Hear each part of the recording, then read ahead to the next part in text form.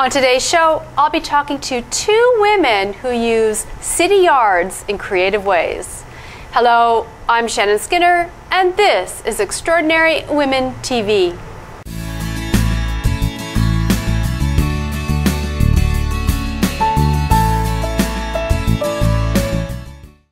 My first guest is Rachael Smith. She's the founder of Yard Sale for the Cure.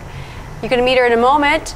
Later in the segment, before we take a break, I'll have my regular Good to Know Minute when I ask my guests for their top success tip. You're going to hear Rachael's. In the second half of the show, you're going to meet an urban farmer. So stay with us for that. Hello, Rachael Smith. Hello. It's nice having you here on the show. Thanks for being here. Thanks for having me.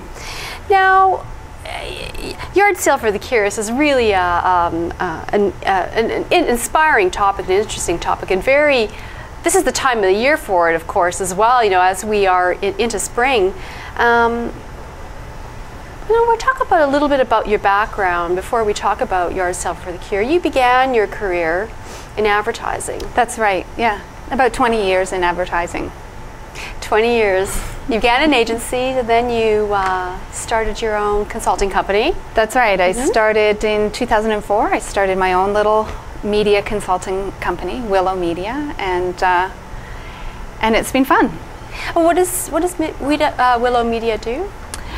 We basically tell you, if you are advertising, we tell you who you should advertise to, when, where, and then we spend your money for you. Oh, lovely. That's great. Hey. Now, at some point, when you went out on your own, you found out that you have had breast cancer. That's right. In fact, just a couple of months after I started my own business, I was in the shower one morning and I found a lump myself. And of course, I was scared, but then I denied it. I didn't think it was probably any problem, but I immediately called my doctor, and she set me up right away to come in that morning to see her. Because, you know, when you hear a word like, I think I found a lump in my breast, you know, most doctors jump pretty quickly, and she was very fast. What went through your mind when you know, as you were in that morning, I mean, on your way to your doctors, I mean, what were you experiencing? You know, I think most people don't really think it's going to happen to them. Right. So I definitely was in that headspace. It's nothing, it's going to be a cyst, it's not going to be anything I need to worry about, it'll be fine. That was sort of going through my head. It wasn't until much later when I got the diagnosis that it was, you know, a jaw-dropping moment. What was the first thing that you thought of when you found out that it was cancer? Well, by that time it had been about a month and a half. I'd done a number of tests, and the doctor had asked me to come into his hospital room, and my husband went with me, which was unusual because, you know, I went to all the other tests by myself. But he said, no, Rach, I want to be with you. I want to sit beside you when that's happening. So I sat there, and the doctor was very forthright and very straight up, and he said, Rachel, it's not good news. You've got stage 2 breast cancer. And well, I just immediately thought of my 2 daughters, and I turned to my husband and I said, I can't believe I've put them at risk. This is devastating. It was an awful, awful feeling that my 2 young girls were now going to have a higher risk of getting breast cancer. So one of your early thoughts was your daughters, and it was the very first thought I thought of. Yeah. Yeah. And then, of course, rushing right in behind those were that this was, you know, not good news, that a lot of women passed away from breast cancer, and I was scared, very, very scared.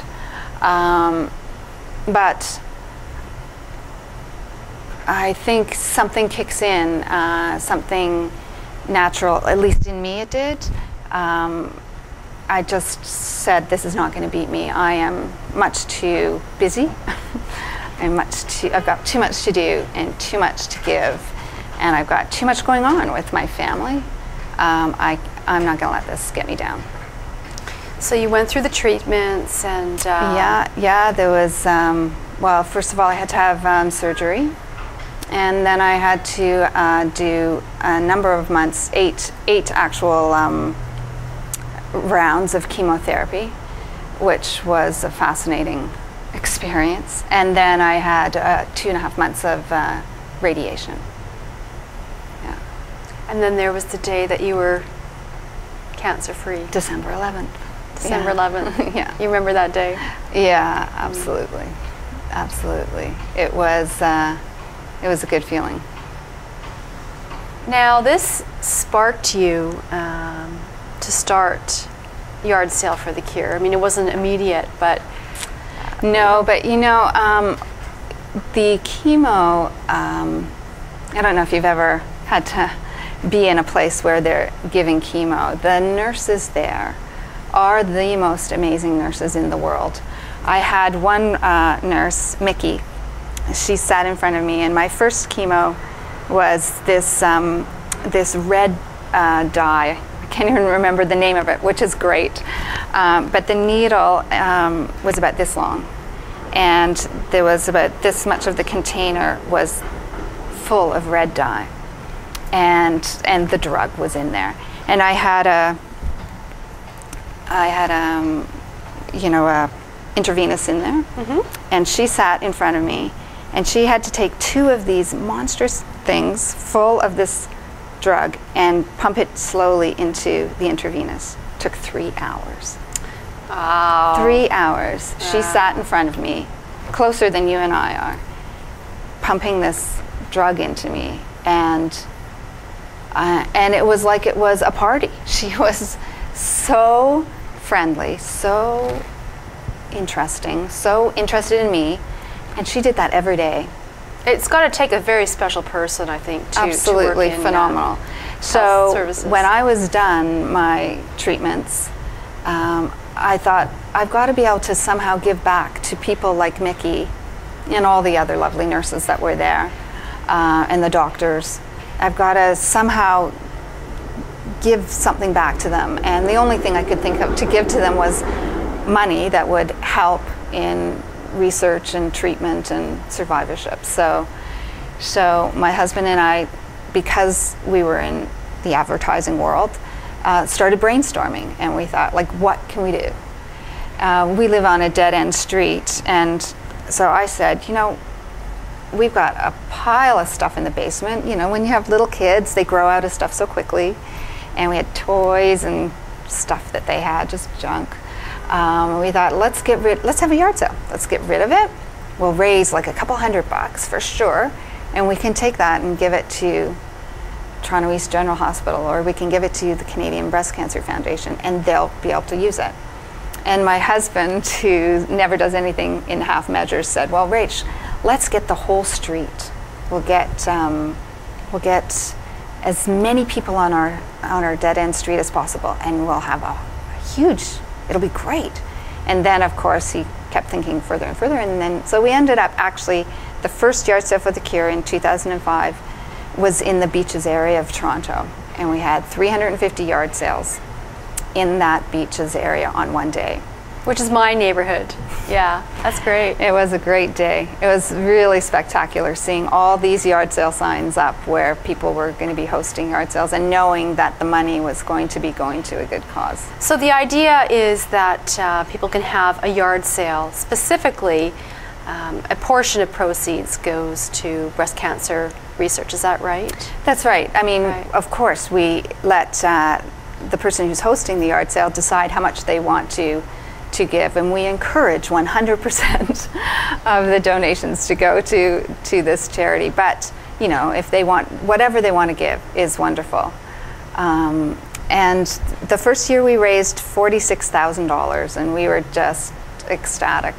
But it's been growing bigger and bigger every year. It's now in its 8th year, coming up for its 8th year at the end of May 26th this year. Congratulations. Thank you. That's very soon. It is very soon, yeah. So, and we've raised over $1.2 million. Oh, it's fantastic. So we've all from an idea. All from an idea. Yeah, absolutely, and just being able to run with it and move forward. Now, Rachael, we're just going to take a quick break. It means it's time for my Good to Know Minute, and I know that you've got a great success tip, so jump right in there. Well, basically my tip is that running a charity is a great idea, and everybody who wants to do something for a charity, the charity idea comes from the heart because it's something that means a lot to you. But to run the charity, you really have to use your head, because it's like running a business, and things have to get done, and jobs have to happen before something like this charity can come to fruition. But it is a great way to give back to the community that you want to. Well, thank you for that. It's good to know. Well, we're going to take a quick break, and when we come back, more with Rachael Smith, founder of Yard Sale for the Cure. So stay where you are.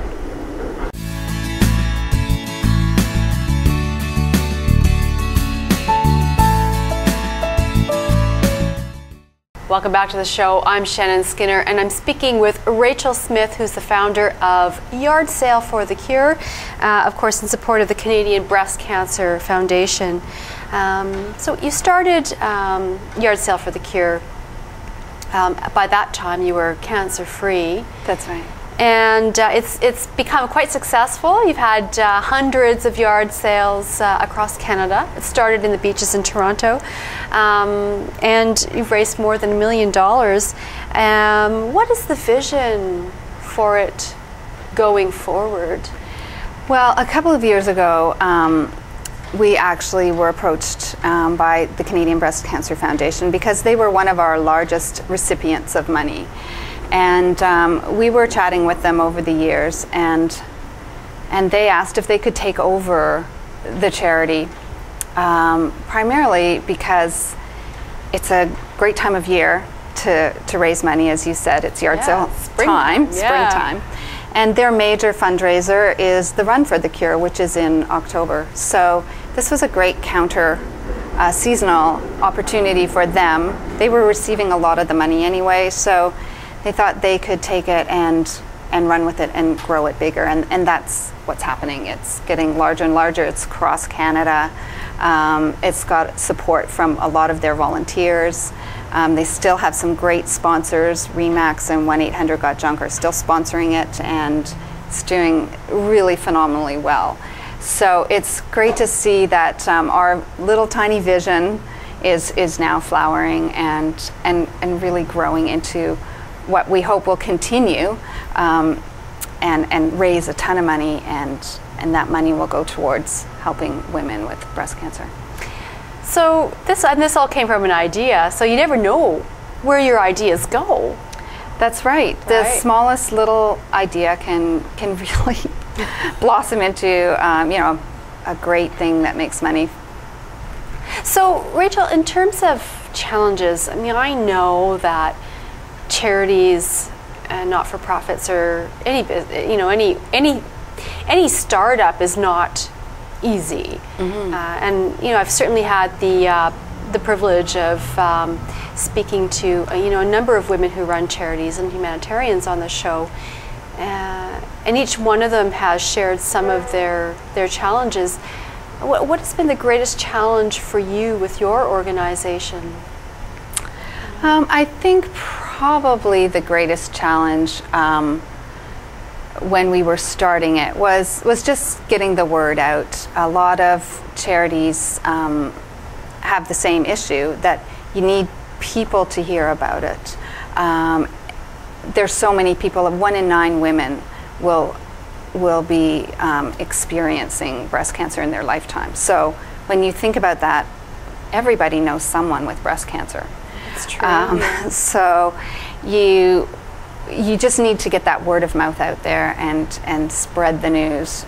So that was always the hardest thing, was getting the information out there, because charities are competing for people's, people only have so much money to give to charity. And time, I suppose, in terms of resources and volunteers. So, absolutely. So it was very much then like running a business. Yeah, very much like it.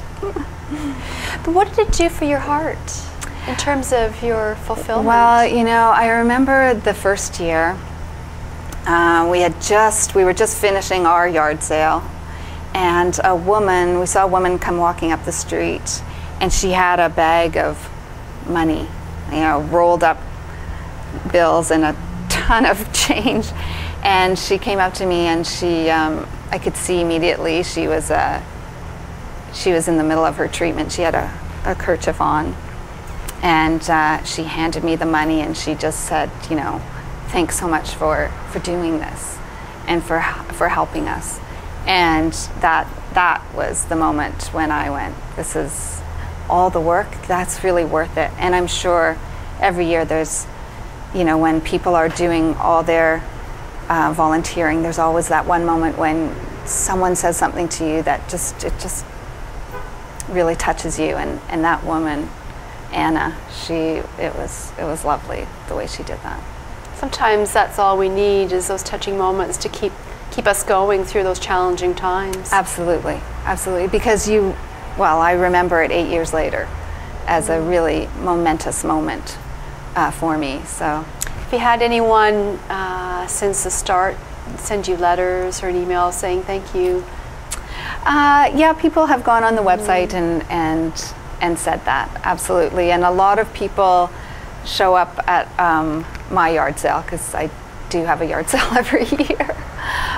So people show up and say, I was here on the second year, and I remember, and you know, things like that. So that's nice. So Rachael, if anyone wants to host a yard sale, I mean, what can they do, or how can people get involved? Well, they just go to the website, Yard Sale for the Cure, or they can go to the CBCF website. It's on.